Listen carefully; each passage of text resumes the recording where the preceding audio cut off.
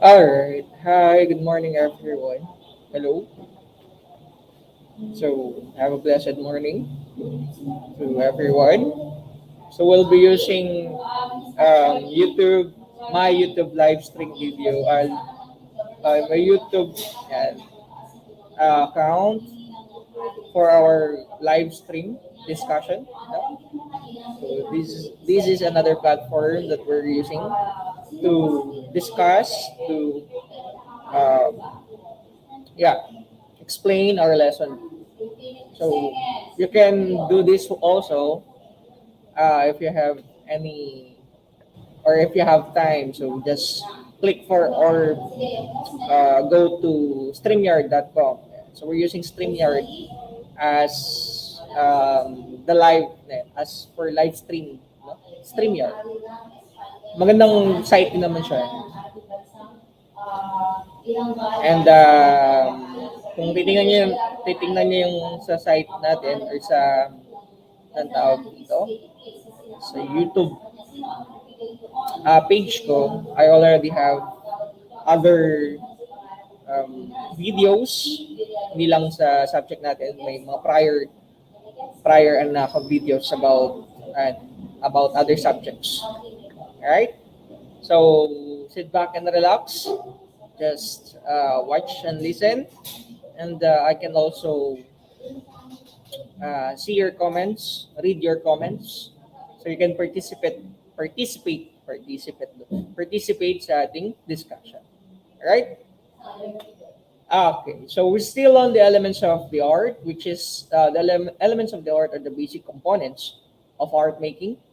It's impossible to create a work of art without using at least one of the seven elements of art. So artworks can also be analyzed according to the use of the elements of the work of art. So we're done with the line, we're done with the shape. So we're down on the third element of the art, which is form, shape and form. So at least we can tackle two elements of the art here, or even other elements. Kasi seven siya, no? So meron pang tatlong matitira, if ever. And aside from that, after nun, we also have the principles of the art, no? Elements and then principles of the art. Alright, so alam ko medyo malamig ang panahon, medyo makulimlim, no? Hindi ganun ka maliwanag. So, siguro yung iba sa inyo ay kakagising lang. Alright, so inaantok pa. So you can have your coffee, you can have your breakfast while listening or while watching our live discussion. Alright.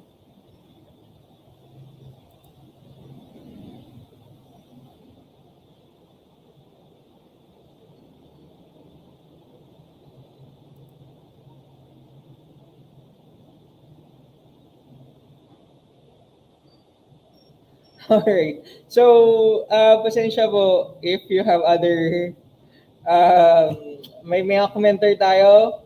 So, criminology, hindi po to ang subject nyo. BS Crim first year. Pasensya po kayo. This video live discussion is for BEd third year.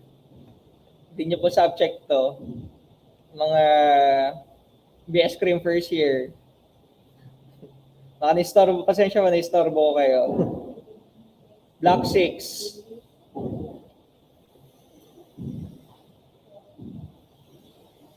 Okay. So, yan, clarify lang natin this subject or this live streaming is for BEd third year. BEd. Okay ba? Okay. Alright, so we're now on so we're done with line, shape, and we're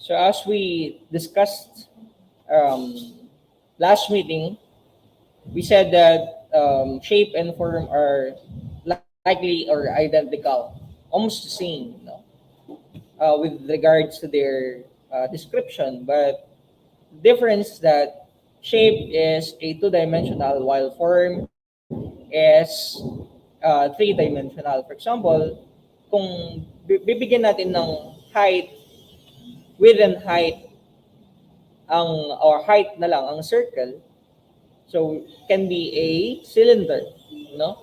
Kung bibigyan mo ng height or ang 3D form ang triangle, pwede siyang maging pyramid. So that's a form. So what is form in definition of art or in terms of art, no? So in terms of art, form refers to objects that are three-dimensional or have length, width, and height. The world we live in is made up of almost entirely of forms. As artists, we must have a strong understanding of form and how to create the illusion of form in drawings and paintings. Right? So, all things naman, in reality, are form. No, nasa form siya, three-dimensional. Kung titingnan natin. Lahat naman ng bagay na hawak natin ay three-dimensional except lang for something na talagang flat na flat. Right? But sabi niya in reality, or the world we live in is made up mostly entirely with forms. Right? So, for paintings naman, so to show, yun nga, to show a strong understanding or to show or to create illusion, so we create form sa ating drawings or paintings. So, form is an element of art, means objects that have three dimensions. I like to think of a 3D shape. For example, this one, a cone. Triangle, pwedeng siyang gawin mong cone kasi may bilog sa or pwede yung circle. This one, a cube. Right? This one is a sphere. Can be a sphere. And this one is a cylinder. Diba? So, kung titingnan natin, may shape siya. We can look for its shape.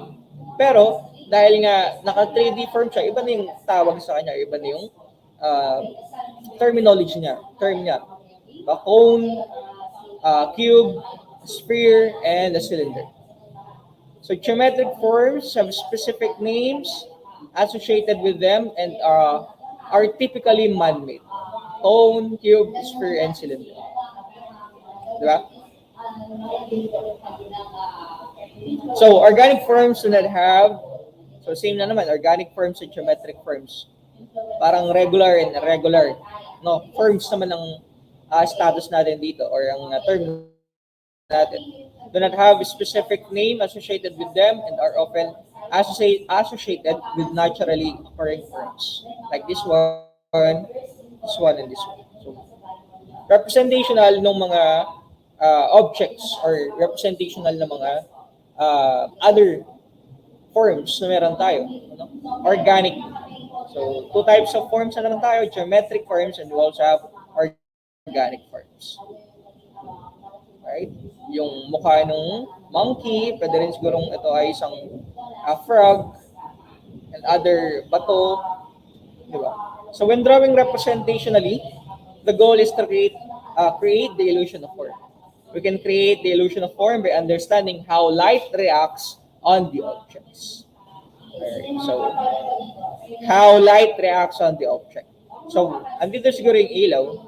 Right? Dito banda ang light. Ito yung object, ito yung ilaw. So,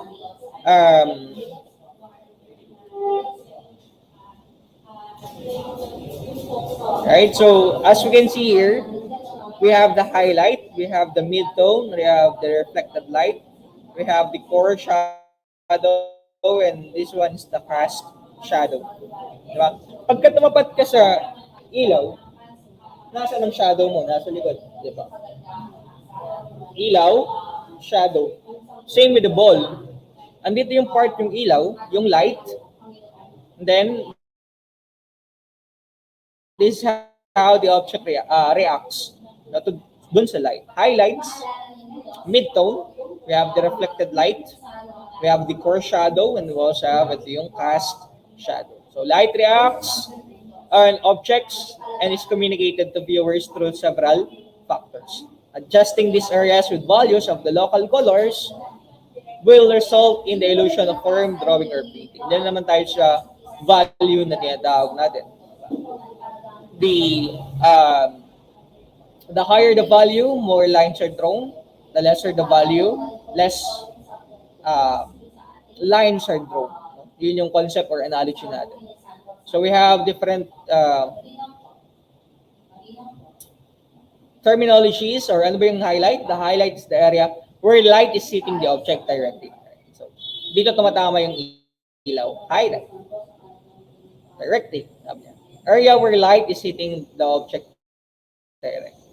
The midtone naman is the middle value of the local color of the object. Local value, middle value and midtone, local value or local color of the object. The foreshadow is the areas that is shaded on the object, and lastly, the cast shadow is the area that is shaded on surrounding objects and surfaces because of black light.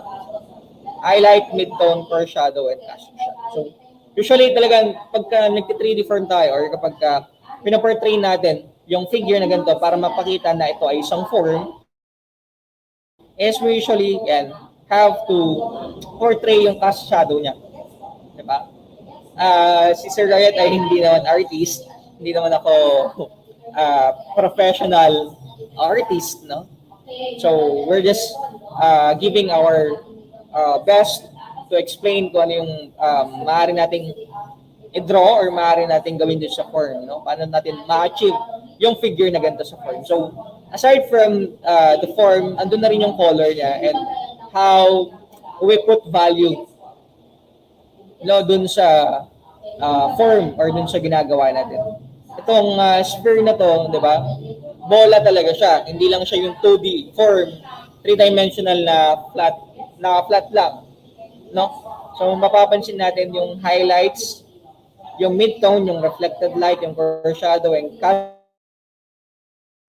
shadow na nagbibigay sa kanya ng form. Alright? So, wala tayong tutorial dito on how they are created. Unlike dun sa shape ng diniscuss natin, di ba? We have what do you call this one? We have tutorials, di ba? We have what do you call this one? Tutorials or step by step on how to create the shape, di ba? Nung isang object na ito-draw natin. Di ba? So you have to make contour lines based dun sa object na yon. So dito wala tayong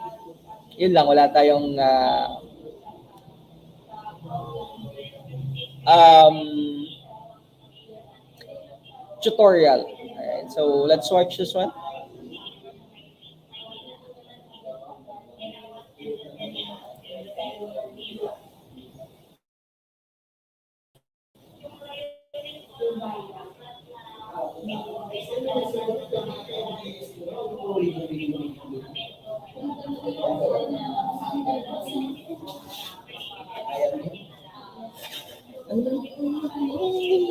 Nakikita ko sa stream. Ano yun? Gender virtual instructor. Ano mo pa ano yun?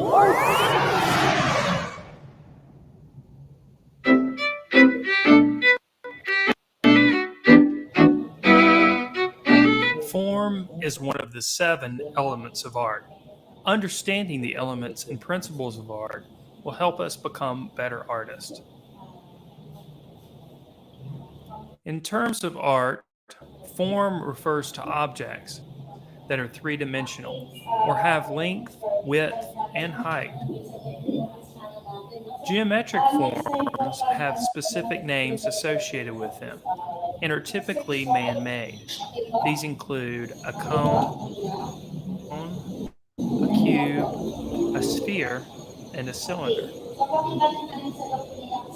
Organic forms do not have specific names associated with them and are often associated with naturally occurring forms. When drawing representationally, The goal of the artist is to create the illusion of form. We can create the illusion of form by understanding how light reacts on the object. Light is understood on the object through highlight, midtone, reflected highlight, coarse shadow, and cast shadow. Let's take a look at each one of these individually. The highlight is the area where light is hitting the object directly. The highlight is usually represented by the lightest value of the local color. The midtone is the middle value of the local color on the object. The core shadow is the area that is shaded on the object. It is usually represented by a darker value of the local color. The cast shadow is the area that is shaded on surrounding objects and surfaces because of blocked light. The cast shadow is usually represented by the darkest values in the image. The reflected highlight is the area on an object that is lighter because of reflected light off of surrounding objects. When light comes down on an object, it may bounce back or reflect off of other objects to produce the reflected highlight. Here are a few drawing exercises to help you get better acquainted with form. Draw a cube and label the highlight, the midtone, the area of coarse shadow, and cast shadow. Draw a pyramid and do the same thing. Draw a sphere and label the highlight, midtone, coarse shadow, cast shadow, and the reflected highlight.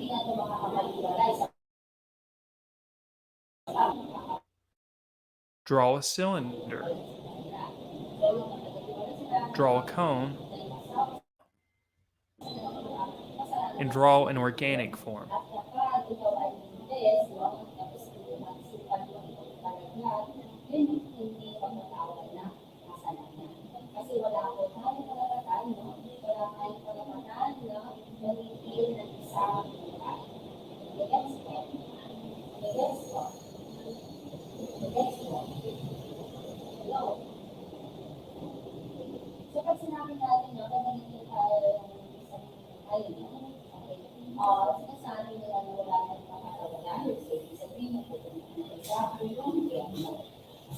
All right, so those are some exercises now on how to highlights on how to form an illusion or create an illusion sa form natin, no?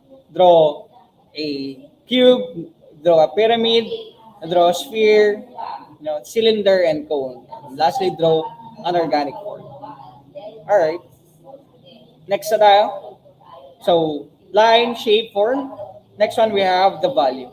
Kasi, lagi nababanggit kanina, nababanggit natin sa line, nababanggit natin sa shape, and also in here, sa form. Ano bang ibig sabihin or what is value?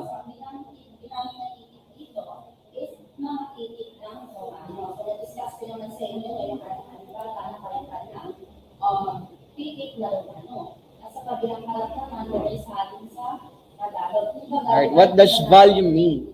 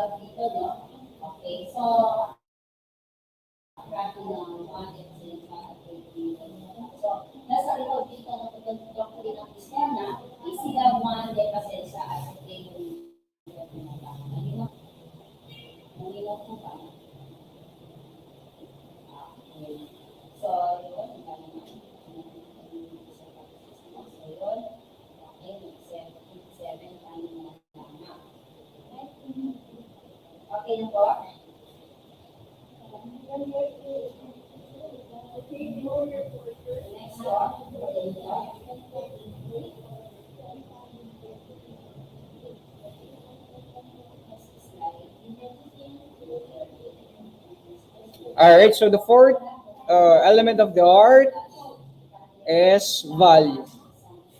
So this will be our fourth element.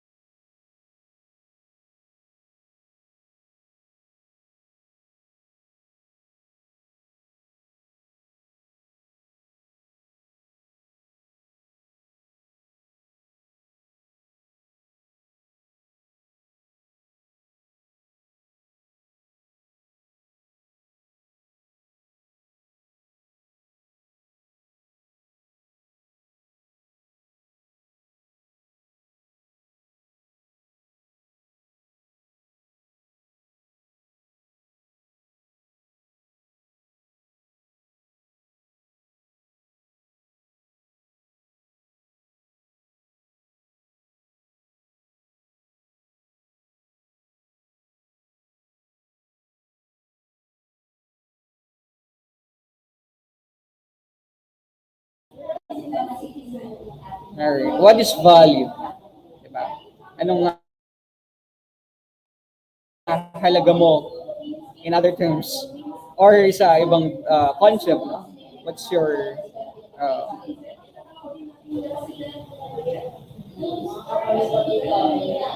right? What is your uh,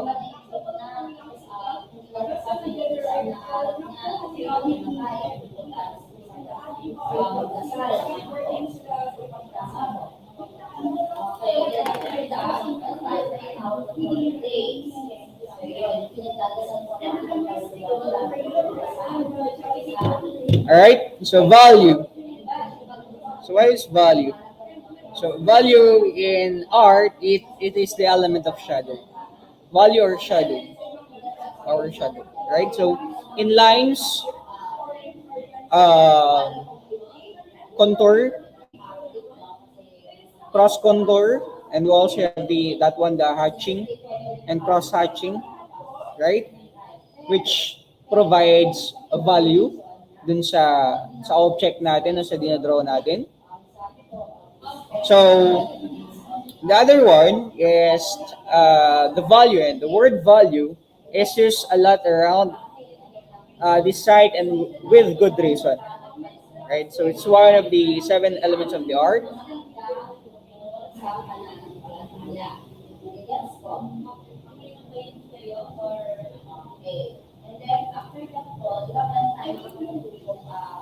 All right.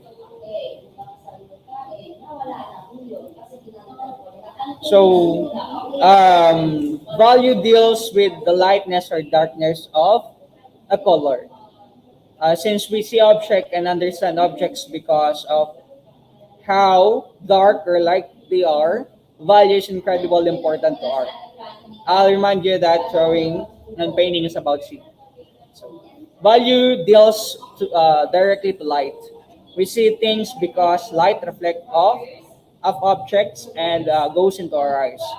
Our mind processes light and rationalizes what we are seeing. Without light, we cannot see anything, right? Diba? Pagka um, walang light, ibig sabihin dim ang nakikita natin, diba? Madilim.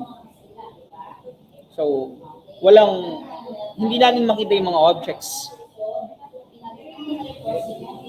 So our mind processes the light and rationalizes what we are seeing. Without light, we cannot see anything. So in order to draw or paint in a way that creates an illusion of what we normally see, we must fully understand light and how it reacts on surfaces. Value is the key to the illusion of light. This is why value is so incredibly important to drawing and painting. So value deals with the lightness or darkness of the color. So that's value.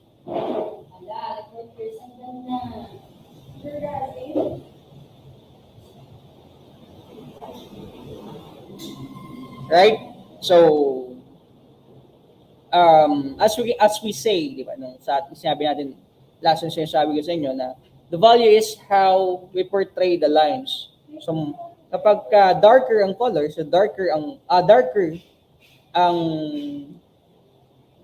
ang value, ibig sabihin more lines are drawn, di ba? Pero pagka lighter or pagka less lines ang ginamit natin, ibig sabihin less value or light ang value natin. Darkness and lightness of the color.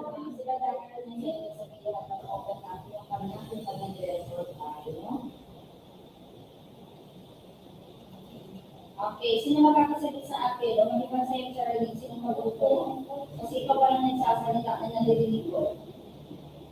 Okay, baby din, ang sila isa. Ano ipinalit na panitikan? Alright. Yung panitikan. Sa panitikan, sa ating panitikan, So, that's the value of it. So, lightness and darkness of the color. So, successful artwork has full range of value. Artwork that exhibit a full range of value are generally successful. It doesn't matter the type of art you are creating, as long as there are dark values in harmony with light, your values, your artwork will most likely be aesthetically pleasing. A full range of values means that there are ample amounts of light values called tints and dark values, also called shades. To be sure that you have a full range of value in your artwork, you may create a value scheme. For example, parang ito yung sa may mga Microsoft Word and PowerPoint, Microsoft Word siguro, right? That you can have these different colors, parang dun sa color niya, right? From lighter to darker. Right? So as you can see, yung scale o yung range ng color natin, lightest to darkest. So using a value scale, you can be sure that you create a full range of value. Many artists use value scale as they work, identifying specific values and adding them in appropriate spot. Take a look, or take this apple for example. True example siya, ano? Right?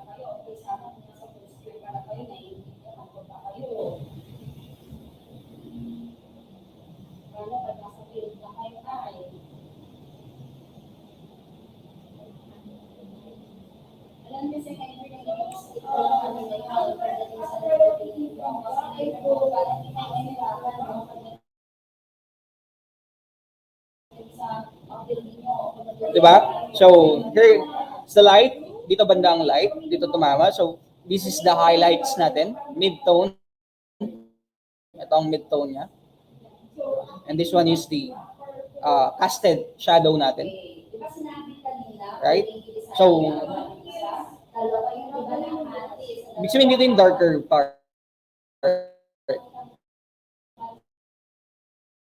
Lighter ang color, darker ang color dito.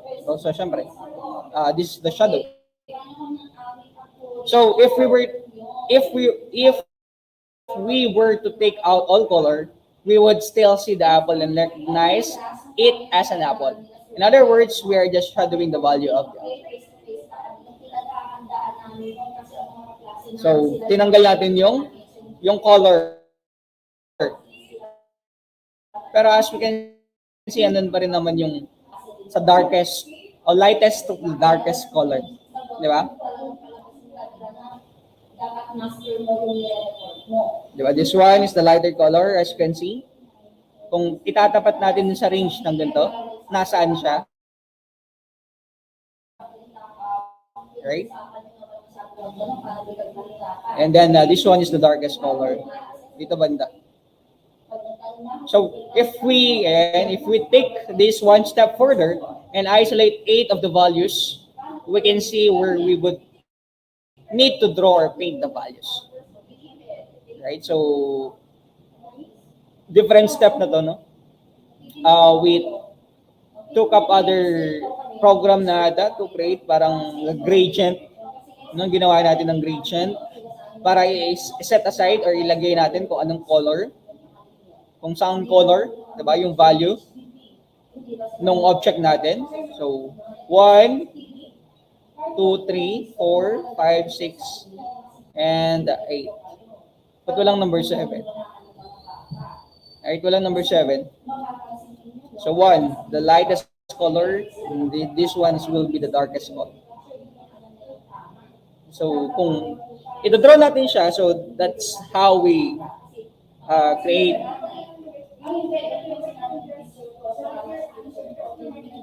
So using value in drawing, so the whole point of value is to create the illusion of light. So value is used to basically create the illusion of highlights and shadows. Highlights and shadows combine to create the illusion of light source. Remember, without light we cannot see. So technically, without a light source, you have no illusion. So this is why values mentioned so frequently, diba? Kanina, sa line, sa shape, saka sa form. Because,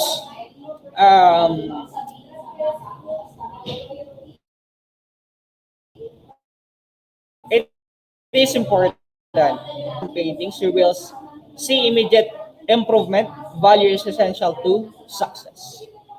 So, that's how we deliver, that's how we usually portray talagang value, no? Yung value talaga yung parang central or heart ng mga drawing natin.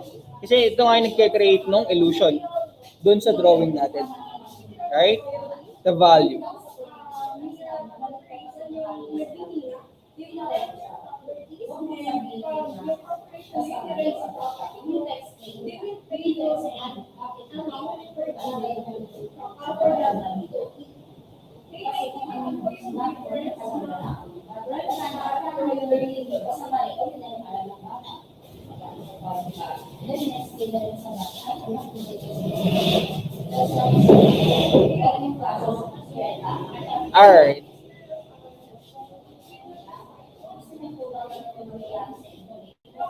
So we have different terms for value. We have the element of art associated with darkness or lightness of color.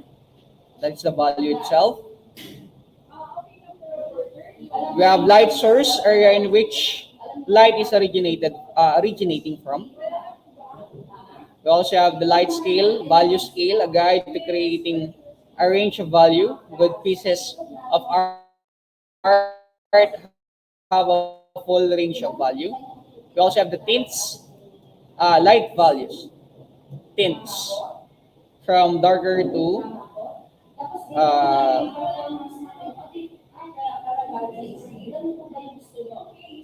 darker or darkest color. That's a tint.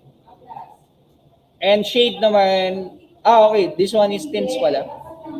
From this one to this one, and these are the shades naman. Yung from light to lightest color, ito naman ay from dark to darkest. Ang shades, dark values, light values pala.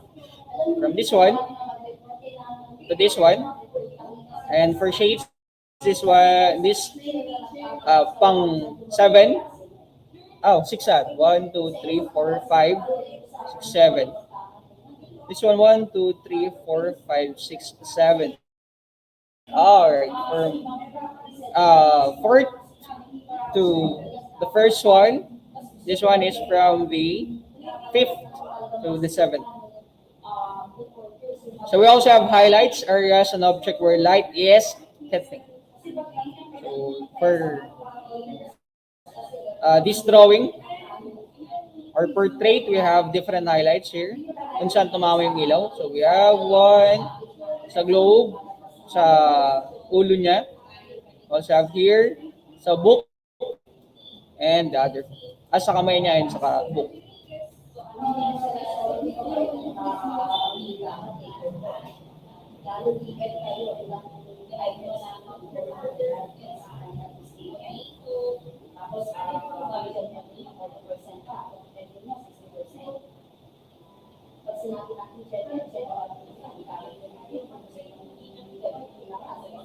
Right?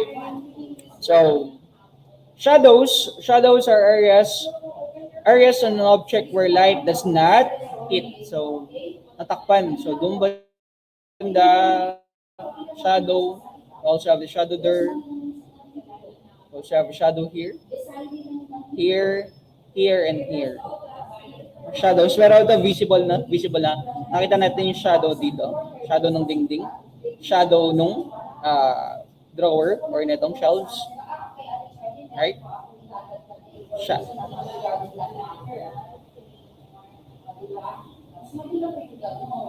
Alright, so those are what we call values. So, to create an illusion sa ating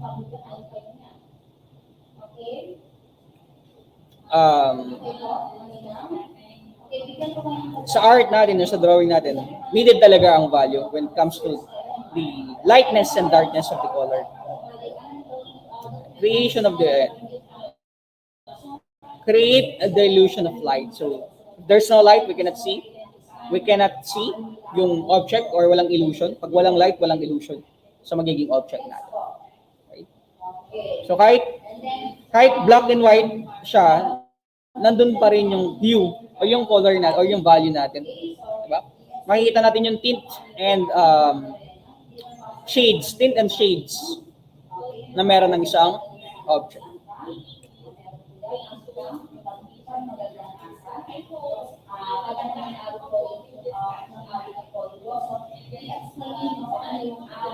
Alright? So that's what we call value. So value is very essential or one of the siguro mahirap na i-achieve, difficult to achieve when it comes to drawing. Sabi niyo dito, basically create the illusion of highlights and shadows. And highlights and shadows combine to create the illusion of light source. So, bakit siya lagi na ma-mention? Kasi nga yan, it is important. If you understand and implement the value correctly or value correctly, in your drawings and paintings, you will see immediate improvement. Di ba? So yun yung isa sa mga mahirap din kasi gawin. Yung pag-shade at pag-tints sa drawing natin. Right? So mahirap din i-achieve ang value. Kasi value is essential to success. So siguro if we have other, ano kaya ang ginamit niyang device or anong ginamit niyang tama no? Device to isolate yung 8 of the values or yung mga value nito, no? Yung light color niya.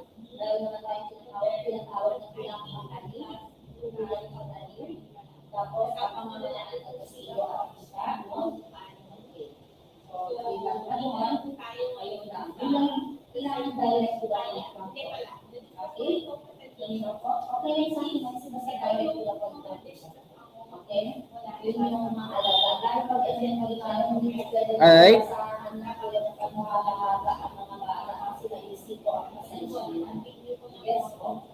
Okay. So that's value that we have.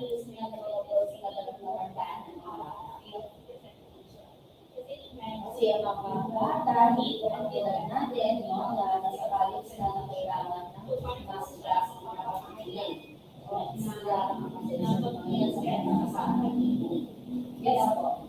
Okay, so hindi na po kami sa next meeting. So let's watch the tutorial or the video. Better read me, no? Better read me kasi ko kaya, no? Kaysa naman ang mga ibang ko, yung mga nalaw, yung mga ganito, yung tinotolerate yung mga palagi. Useless requirement. Okay? Okay, so next meeting, continue natin, no? So, dahil na doon, parang bigyan sila bigay na lang sila.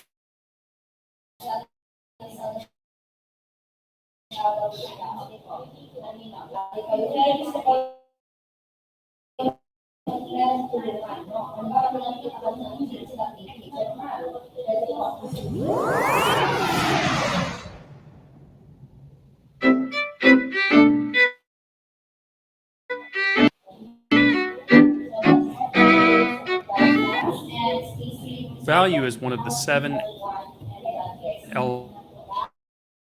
elements of art.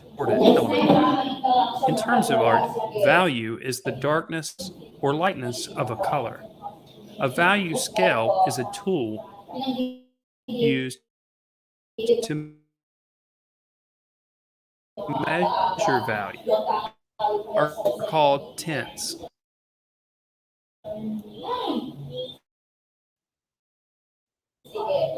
While the darker values on a value scale are called lights, are typically indicated by the tints of a color. While shadows are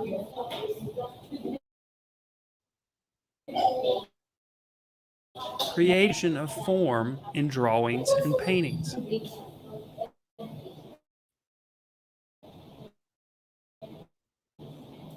Without light, presentationally is about creating the illusion of what we see, creating the illusion of light is extremely of value, and a drawing leads to the illusion of in that drawing.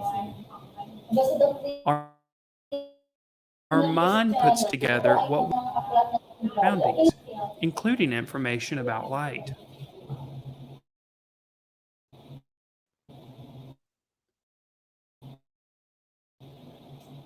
A full range of drawings and paintings leads to the illusion of form and light. Here are a few value exercises. Label a value scale that has at least 7 different values. Draw an egg on white paper from observation using a full range of value. Create a highlight rendering using Vine charcoal, compressed charcoal, and a kneaded eraser. Cover the entire sheet of a white piece of drawing paper.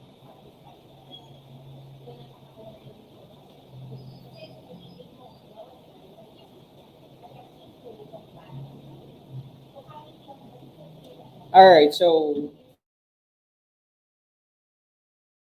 uh, as you have, all right, one of the most essential or needed, when we portray or when we create an art or drawing or painting, is the value. Yung mastery natin sa value.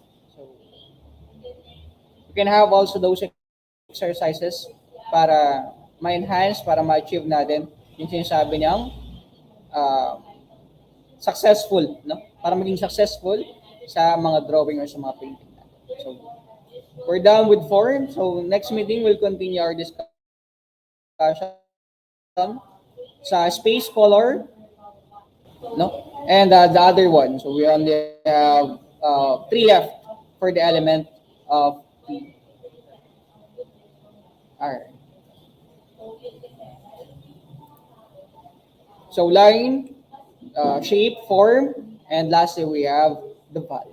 So, next meeting, we'll discuss the remaining three. Space,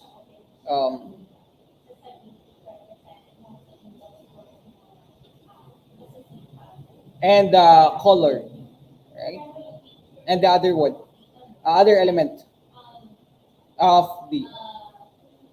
All right. So hope you learned something sa ating discussion. So activities will be presented or will be given after natong discussion natin or after natin matapos lahat ng elements of the art, no? And we also have other discussion for the principles naman. Principles of. All right. So thank you for watching. Thank you for listening sa ating live streaming. No? So hope you learned something. Hope you can achieve or we can achieve itong kagalingan, no? Maging magaling sa pagdodrawing of sa art mismo. Right? So, thank you and God bless. Goodbye.